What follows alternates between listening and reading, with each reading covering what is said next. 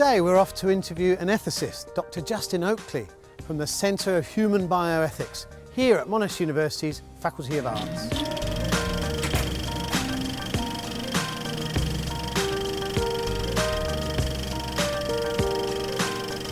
Well, the Centre for Human Bioethics at Monash University was really the first established research centre in Australia, and it was established by Peter Singer and Helga Kuza, and of course both of them are really, I think, big names in bioethics. Really, I've always had an interest in the questions that are central to bioethics because they're questions about the meaning of life, questions about what makes a life worth living, and that's a central question for philosophers over the centuries.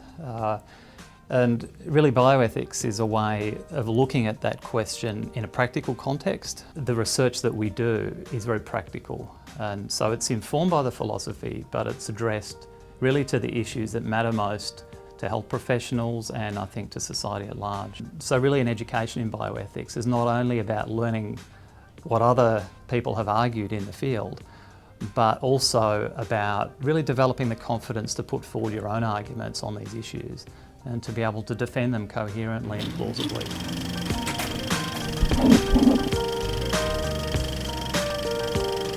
Really, I think our graduates tend to go into one of three areas.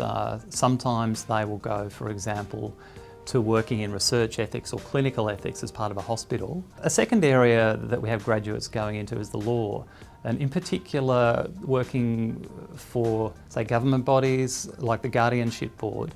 Each state in Australia has a Guardianship Board, and so the Guardianship Board employ people who have to help health professionals make decisions about patients who are not competent to make their own decisions. A third area that we've had master's graduates go into is really education.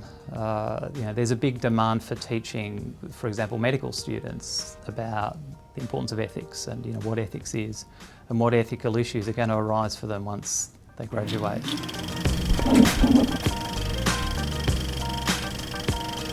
I think all of our postgraduate coursework programs can be done by distance education, and this really appeals to a lot of students because a lot of our postgrads are people who are working full-time.